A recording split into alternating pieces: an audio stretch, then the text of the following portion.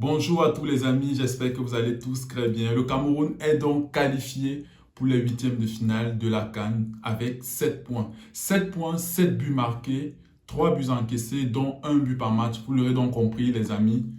L'attaque nous réjouit énormément, notamment grâce à Vincent Aboubakar qui est dans une forme olympique. Mais la défense, un peu moins. On a encore revu les mêmes choses dont on avait déjà évoqué. Donc, on se retrouve donc aujourd'hui, les amis, pour faire le bilan de nos Lions indomptables après cette phase de poule.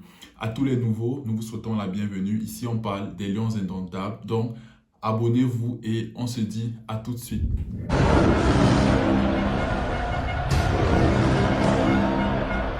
Comme on l'a dit, le Cameroun est donc qualifié pour les huitièmes de finale en attendant de connaître son adversaire qui sera le meilleur troisième issu du groupe C, D ou E.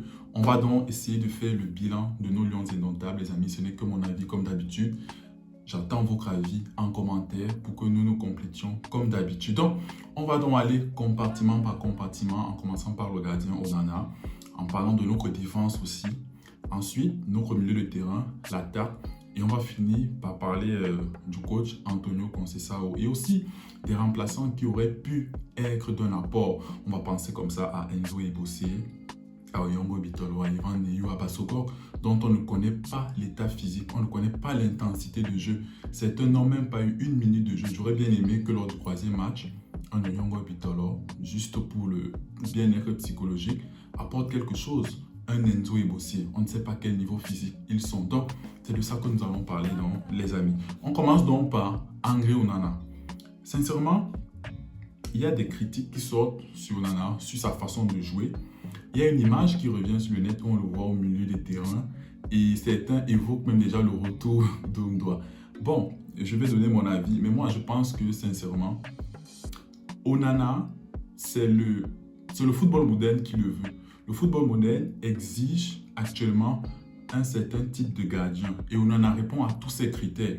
C'est-à-dire quoi? Jeu au pied, lecture de jeu, anticipation et tout. Donc, quand Onana se retrouve au milieu des terrains, bon, pas au milieu des terrains, en dehors de sa surface, ce n'est pas pour égayer le public ou bien pour montrer un gros plein d'assurance. C'est le football moderne qui le veut, c'est-à-dire quoi, il est obligé de fois de monter et d'être à une certaine distance avec sa ligne défensive pour que s'il y a un ballon dans le dos de sa défense, qu'il soit rapidement là pour essayer de dégager. Et tout ça, c'est le football moderne qui le veut. Maintenant, c'est normal.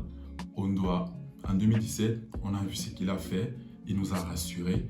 C'est normal que quand on voit ça, on le compare directement à Ondra. C'est de bonne guerre, c'est du football. Mais je veux qu'on s'intéresse seulement sur ce qu'il a fait, qui ne nous a pas plu et qu'on aimerait qu'il corrige. Moi, sincèrement, ce qu'il a fait, qui ne m'a pas plu et qui a attiré mon attention, c'est sa lecture du jeu aérien qui m'a un peu surpris. Lors du Burkina Faso, on a encaissé notre premier but sur une lecture aérienne qui n'a pas bien apprécié. Contre l'Éthiopie aussi, j'ai revu ça la deuxième fois. Donc, je me demande, bon, je sais qu'il va corriger, c'est un professionnel, mais je me demande déjà, est-ce que c'est pas un de ses points faibles? Ça, on le saura dans la suite de la compétition, mais je pense que c'est mieux de le laisser d'abord concentrer, de ne pas déjà ramener Ondoa et tout. Certes, Onana nous doit une bonne CAN parce qu'on sait qu'Ondoa a déjà fait une CAN où il a confirmé. Donc, c'est mon avis, les amis. Donnez-moi vos avis. Donc, on va passer là à la défense. Alors, notre défense, c'est un but par match. On a encaissé un but à chaque match. Et on a déjà parlé plusieurs fois, les buts, on a l'impression qu'ils se répètent. C'est-à-dire quoi? Les buts sont mis dans la profondeur. On sait que nos défenseurs ne sont pas les plus rapides. On va parler comme ça, déjà de la charnière centrale. La charnière centrale, c'est un gars qui a joué avec plusieurs autres défenseurs. C'est-à-dire quoi? Il a joué avec Ongene, il a joué avec Castelletto, il a joué avec Aaron Mukundi. Il n'a pas les automatismes. Comment il va prendre les automatismes si à chaque fois, il joue avec de nouveaux défenseurs? On sait tous que la défense centrale, surtout la défense centrale, c'est comme du vin. Ça se bonifie avec le temps. Plus tu joues avec quelqu'un, plus tu connais ses lacunes, plus tu sais comment le compléter, plus vous savez comment vous communiquer. Mais Gadi il a joué avec 3 défenseurs centraux différents. C'est un langage différent, c'est des erreurs différentes, donc c'est un peu compliqué. Moi, c'est un peu compliqué. C'est au coach de mettre une charnière déjà titulaire. Tu as eu toute la phase qualificative pour savoir qui sera titulaire pendant la CAN. Donc, faille. Moi, je pense que faille défensivement, c'est lors du but contre l'Éthiopie, la prise d'information, il prend juste une fois et après le défenseur, oui, mais offensivement, il corrige beaucoup ça. Et c'est quelqu'un qui donne beaucoup, énormément. Il ne triche pas, comme on dit. En un contre un, il est solide. Donc ça, je pense qu'il peut rapidement gommer sa faille. Je pense que d'ici là, c'est un bon rendement. Nourou aussi, même chose. Bon fighting spirit, bon volume de jeu. J'attends beaucoup plus de lui offensivement. Mais c'est vrai que le jeu du Cameroun penche un peu beaucoup plus vers la droite. J'aimerais beaucoup plus voir un Nourou offensif. Comme ça, il peut montrer la plénitude de ses moyens. Mais jusque-là, je pense que c'est bon. Donc, je pense que pour la défense, jusque-là, c'est au coach d'aligner quelqu'un définitivement avec Ngado. Moi, je préfère Ongene. Moi, je pense qu'avec ce que Ongene et Ngado ont montré, moi, je pense que la confiance était là, même s'il y avait quelques petits trucs à modifier, la gestion de la profondeur, la communication, comme on l'a déjà dit, mais je pense que ça va. On passe maintenant au milieu de terrain. Le milieu de terrain, alors, c'est vraiment quelque chose qu'il faut que le coach s'asseye et qui donne à chacun son rôle. Déjà, il faut savoir que le milieu qui a le plus joué, c'est Ungwet, Zambouanguissa, Desmalons. Ils ont joué le premier match ensemble et le dernier match face au Cap-Vert ensemble. Sincèrement, ils n'ont pas ce profil qui va faire le lien entre le milieu et l'attaque. Ungwet, c'est une sentinelle à l'ancienne. Il va décrocher, on va lui remettre le ballon, il va jouer en une touche. Il ne va pas prendre de risque de briser une ligne, deux lignes et de faire la dernière passe. Koundé Malong est beaucoup plus dans l'impact, dans l'agressivité. On aura besoin de lui lorsqu'on a besoin des matchs où il faut beaucoup d'agressivité et d'impact. Je pourrais parler comme ça de Ongla aussi. C'est un peu le même registre. Gros volume de jeu, impact physique, agressivité, même si lui se démarque quand même avec une bonne qualité de passe. Maintenant, on revient à celui, le nom qui est sur toutes les lèvres du Camerounais, Zambouanguissa. Je pense que je ferai une vidéo de Zambouanguissa parce que lui, son cas vraiment demande beaucoup plus de temps. Zambouanguissa ne sera jamais le joueur qu'on veut qu'il soit. Parce que moi, je suis supporter de Marseille. J'ai vu Zambouanguissa à Marseille, je l'ai vu à Villarreal et je le vois encore actuellement à Naples. Zambouanguissa a toujours joué avec des milieux offensifs devant lui. C'est là qu'il excelle. Mais au Cameroun, on lui demande de faire ce lien, d'être à la récupération de la balle et de briser la première ligne et de faire la dernière passe. À Marseille, il y avait devant lui Dimitri Payet qui était chargé de faire cette dernière passe et d'organiser le jeu. Au Napoli, actuellement, tu as des Dries Mertens qui le font. Tu as des Mario Ruiz qui le font. Même à Villarreal, il avait un Santi Cazorla qui le faisait. C'est pour ça qu'on a cette impression que Zambo en club est meilleur parce qu'on ne lui demande pas de tout faire au milieu de terrain, de récupérer, de briser, de faire la dernière passe.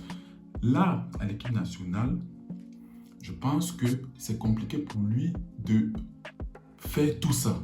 C'est au coach donc de mettre en place un système où Zambo sera à l'aise dans ce qu'il sait le plus faire. C'est pour ça qu'à chaque fois qu'on a vu Choupo-Moting être titulaire, être en soutien de Aboubakar Vincent, on avait l'impression que l'attaque était plus fluide. On a vu les combinaisons entre Choupo et Vincent Aboubakar. C'était beau à voir. Parce que Zambo, lorsqu'il récupérait le ballon, il n'était plus celui-là qui doit briser la première ligne et essayer de faire la dernière passe pour Vincent. Non, dès qu'il récupère, il pouvait donner directement à Choupo-Moting. Et c'est Choupo-Moting qui a quand même cette qualité technique de fluidifier le jeu qui pouvait trouver un Vincent Aboubakar. Donc, c'est mon avis, les amis. Dites-moi ce que vous pensez en commentaire. C'est au coach de faire ce groupe et c'est à lui de voir. C'est à lui. C'est là qu'on voit l'importance d'un coach. Il connaît son groupe. Donc, on va passer comme ça à l'attaque. Certes, on a une attaque prolifique actuellement, 7 buts et tout. Mais je veux rappeler quelque chose. On a 7 buts. Si on enlève les pénaltys, et le but qu'on a marqué face à l'Éthiopie, où c'était sur un coup franc et une action où Vincent Aboubakar a frappé, les buts penchent beaucoup plus du côté droit. Il faut équilibrer les côtés. Est-ce que le coach, par exemple, me dit qu'il a compris qu'il n'a pas ce joueur au milieu du terrain où il peut passer dans l'axe, donc c'est pour ça qu'il passe beaucoup plus sur les côtés. Donc, si tu décides de passer sur les côtés, il faut équilibrer les côtés parce que là, ça passe beaucoup plus du côté droit, du côté de Faye, du côté de Moumingama, alors qu'on a un Toko Ekambi qui, sur les seules actions où on l'a mis en évidence, il a marqué 2 buts. Donc, et Nouhou Tolo est très bon offensivement aussi parce que je ne veux pas qu'on réduise Nouhou Tolo a un rôle beaucoup plus défensif, alors qu'offensivement, il peut apporter. Il apporte énormément offensivement. C'est un joueur que j'ai déjà vu, ses matchs. il apporte énormément offensivement. Donc, c'est au coach de gérer tout ça. Et qu'est-ce qui se passe, par exemple, si on a un Vincent Aboubakar qui est en baisse de régime, ou alors que les adversaires auront étudié parce que tout le monde l'attend. C'est le meilleur buteur de la CAN, on va l'étudier. Et s'il y a un plan anti-Vincent Aboubakar, qu'est-ce que le coach va faire? C'est maintenant qu'il faut réfléchir à tout ça. C'est maintenant qu'il faut partager les responsabilités en mettant beaucoup plus un Toko Ekambi ou en mettant beaucoup plus Gamale, même s'il n'est pas très en forme. C'est là que tu peux lancer un Bassogok. Bassogok, qu'on le veuille ou non, quand même, il a cette particularité en 1 contre 1. Il peut faire quelque chose, il a la vitesse, il a la percussion. Avec sa fausse patte gauche, il peut repiquer dans l'axe et mettre un but. Donc, c'est mon avis, les amis. Comme d'habitude, dites-moi ce que vous pensez concernant notre attaque. Et maintenant, on va arriver sur le coach Antonio Conceição. Sincèrement, moi, j'aimerais déjà qu'il ait une défense type. Parce que là, ça sera les 8e de finale. C'est un win or go home, comme on dit au basket. Il n'y a plus de tâtonnement. Tu dois avoir une équipe type. Gars 2 doit déjà avoir les automatismes avec un défenseur.